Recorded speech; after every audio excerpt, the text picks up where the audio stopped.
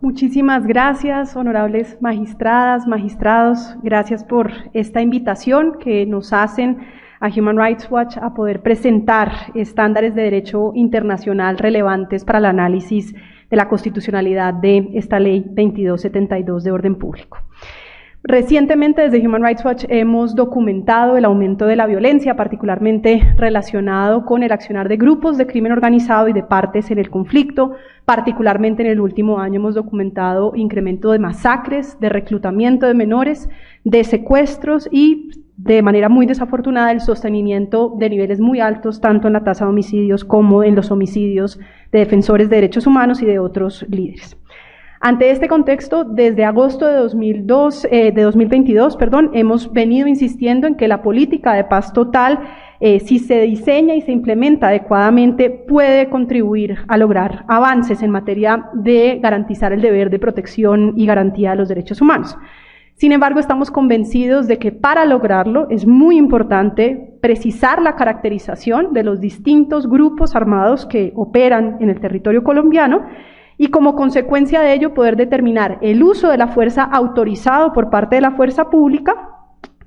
la obligación internacional que tiene el Estado del deber de investigar, juzgar y sancionar los hechos cometidos por este tipo de grupos y, como consecuencia de ello, poder satisfacer los derechos de las víctimas.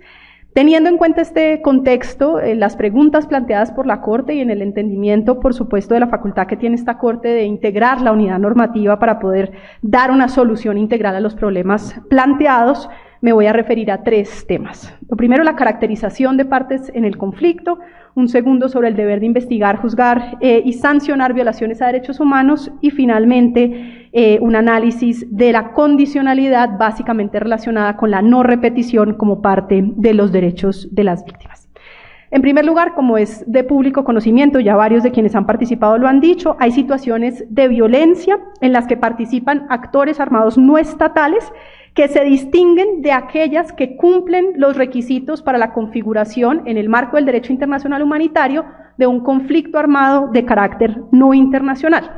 Si bien no existe un estándar internacional que defina con quién se puede o no se puede negociar, sí existe un estándar internacional de cuál es el uso de la fuerza autorizado frente a partes en el conflicto armado versus grupos que no son parte en el conflicto armado, y existe también una diferenciación en el estándar del deber de investigar, juzgar y sancionar a partes en el conflicto armado a la terminación de las hostilidades versus grupos que no son parte en un conflicto armado. Aquí vale la pena resaltar, dado el análisis que han hecho varios de quienes han intervenido sobre la caracterización del Comité Internacional de la Cruz Roja, que es la propia Cruz Roja, el propio CICR, quien señala en su informe de retos humanitarios de 2023, hablo comillas, que la caracterización es únicamente para cumplir con su cometido humanitario. Es decir, no se desprende de la caracterización del CICR una determinación de con quién se negocia, contra quién el Estado decide lanzar operaciones militares ofensivas, ni mucho menos contra quién decide el Estado colombiano aplicar medidas de justicia transicional. En ese sentido, el tema de con quién se negocia y qué beneficios se otorgan no es nuevo en Colombia, ya varios lo señalaban. Ley original de orden público en el 97 establecía que las organizaciones armadas a las que el gobierno les reconozca carácter político, la idea y como lo que se desprende de las gacetas del Congreso es que había preocupación porque la ley de orden público se aplicara a narcotraficantes. Viene el año 2002, gobierno Uribe, antes de la negociación con los paramilitares, busca eliminar ese reconocimiento político, argumentando sobre la base del atentado del 11 de septiembre a las Torres Gemelas, que la comunidad internacional ya no aceptaba este tipo de reconocimiento político a grupos involucrados en su momento en actos de terrorismo, y digamos cambia la definición. En ese momento es el senador Carlos Gaviria quien incorpora la definición del artículo 1 del protocolo 2 adicional a los convenios de Ginebra para decir que grupos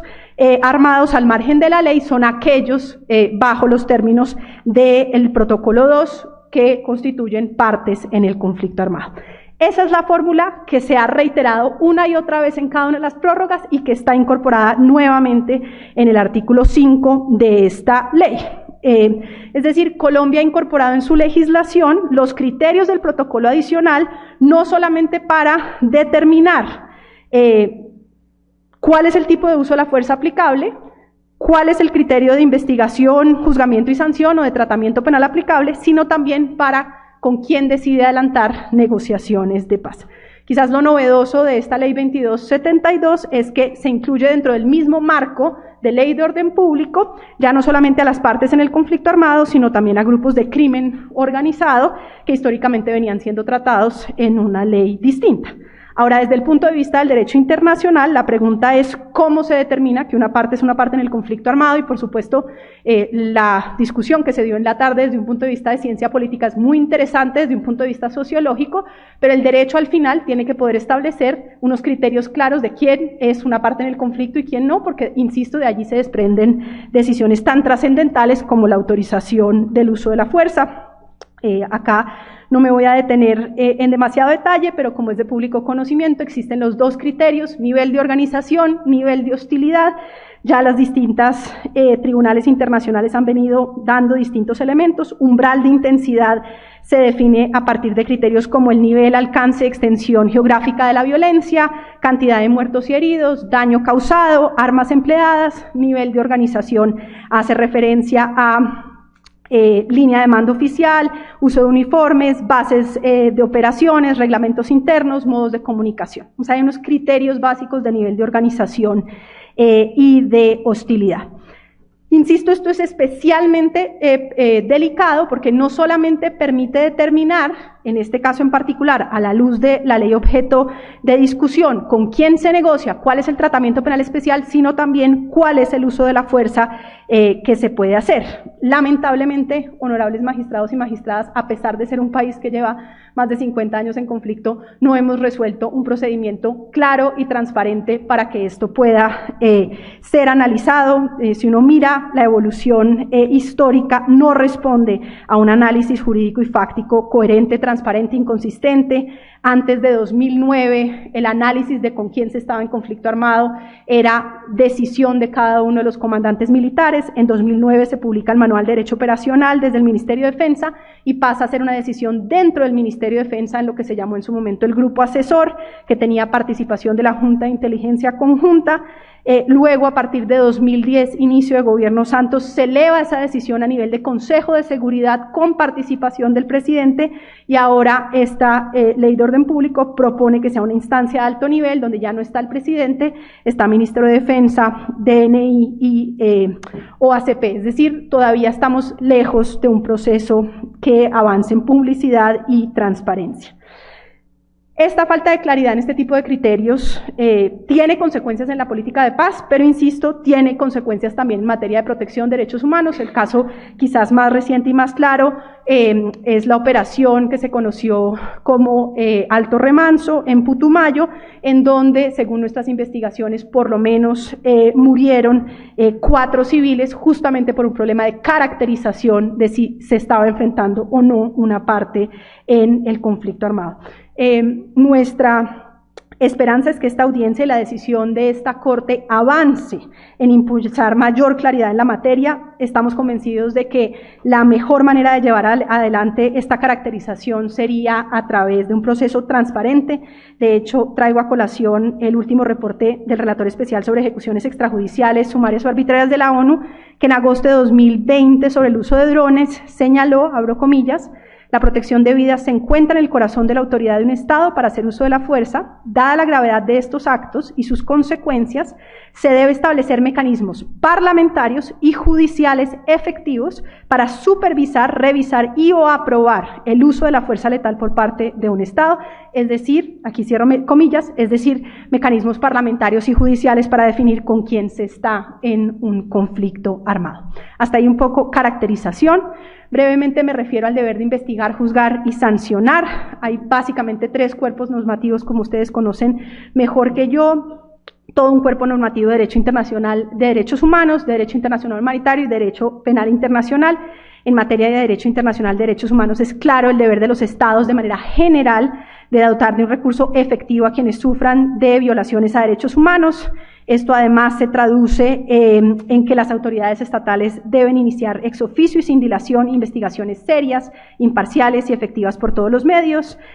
Lo propio, la Corte Interamericana, en particular frente a organizaciones criminales, ha llamado a los estados a adelantar investigaciones exhaustivas que permitan develar la estructura de la operación de violaciones de derechos humanos e investigar patrones delictivos. Lo propio se desprende en materia de derecho internacional, el deber de hacer comparecer ante sus tribunales a las personas que hayan cometido infracciones al DIH y, por supuesto, en materia de derecho penal internacional, el deber de investigar, juzgar y sancionar crímenes internacionales, lo cual, digamos, desencadena la competencia de la CPI cuando el Estado parte no está dispuesto a llevar a cabo la investigación o no puede hacerlo. Como Colombia ha sido pionero, estos estándares encuentran una serie de interpretaciones diferenciadas en contextos transicionales, y tanto en el sistema, en el cuerpo de derechos humanos, como en materia de derecho internacional humanitario, hay reglas excepcionales para qué sucede a la terminación de hostilidades. En particular, por supuesto, el caso más claro es el artículo 6º, numeral 5 del protocolo 2 adicional,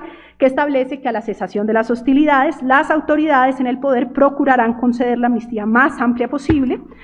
Por supuesto, el caso muy referenciado en Colombia del Mozote versus El Salvador, en donde la Corte Interamericana señaló que en un contexto de un proceso orientado a poner término por la vía negociada a un conflicto armado no internacional, los estados pueden explorar mecanismos particulares de justicia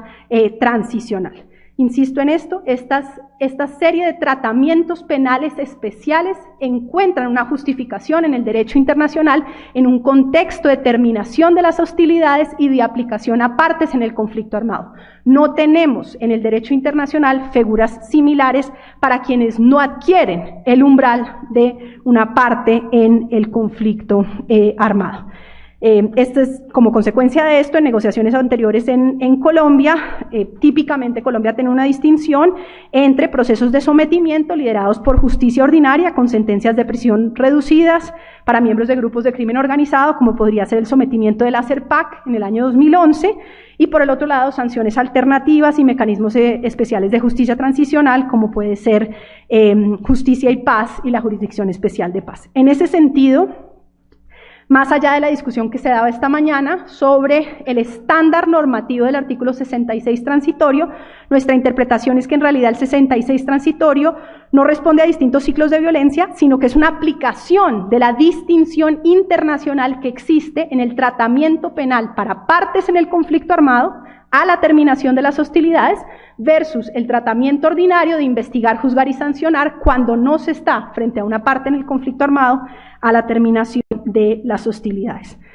En esto, muy brevemente, señalar que, en particular frente al inciso segundo del artículo 8 de la ley objeto de estudio, que señala que los términos de sometimiento a la justicia a los que se llegue con estas estructuras, se refiere a las estructuras de crimen organizado, serán los que a juicio del gobierno sean necesarios para pacificar los territorios, nos parece que es de especial atención para la Corte, dado que cualquier limitación a la obligación del Estado de investigar, juzgar y sancionar, bien en contextos de justicia transicional o de sometimiento a la justicia, debería no solo avanzar en el cumplimiento de ese deber, sino respetar la separación de poderes. Aquí traigo a colación la opinión consultiva 6 de 1986 de la Corte Interamericana frente a Uruguay, que señalaba, abro comillas, la protección de los derechos humanos requiere que los actos estatales que los afecten de manera fundamental no queden al arbitrio del poder público, sino que estén rodeados de un conjunto de garantías para que las limitaciones se establezcan por una ley adoptada por el poder legislativo. A través de este procedimiento, no solo se inviste a tales actos del asentimiento de la representación popular, sino que se permite a las minorías expresar su inconformidad, proponer iniciativas distintas, participar en la formación de la voluntad política o influir sobre la opinión pública. Cierro comillas. Finalmente, me refiero, y si me permite los honorables magistrados 2 minutos más, prometo ser rápida. Me refiero a la no repetición como parte del deber de satisfacer los derechos de las víctimas. Como es de público conocimiento, el derecho de las víctimas a la reparación integral incluye entre sus componentes la garantía de no repetición. en transiciones del conflicto armado de la paz. Esta garantía incluye no solamente reformas al sector seguridad, reformas al sector justicia, sino también medidas de desarme, desmovilización y reincorporación de grupos armados que constituían partes en el conflicto armado. Y en el contexto muy particular colombiano de paz negociada, ello exige que quienes reincidan incumpliendo su régimen de condicionalidad pierdan los beneficios de tratamiento penal especial de justicia transicional. Esta condicionalidad permite cumplir con el deber de investigar, juzgar y sancionar y ayuda a asegurar las garantías de no repetición. La Comisión Interamericana de Derechos Humanos ha señalado que los beneficios penales no pueden constituir, abro comillas, una mera concesión gratuita de justicia, sino que deben cumplir con el objetivo genuino de operar como incentivo para la paz, la búsqueda de la verdad y la debida reparación a las víctimas del conflicto. Esto se repite, por supuesto, en el artículo 66 transitorio de la Constitución, que señala que en ningún caso se podrán aplicar instrumentos de justicia transicional a cualquier miembro de un grupo armado que una vez desmovilizado siga delinquiendo. Insistiría en el argumento que, más allá del ámbito constitucional del artículo 66, en nuestra opinión, refleja una de las distinciones internacionales en materia de la garantía de no repetición. Honorables magistrados, agradecer nuevamente la invitación a participar, pero sobre todo insistir en que la materialización de la paz total requiere claridad en la caracterización de los grupos, cumplimiento del deber de investigar, juzgar y sancionar, y un régimen de condicionalidad que desincentive la reincidencia y asegure la no repetición. Muchísimas gracias. Gracias.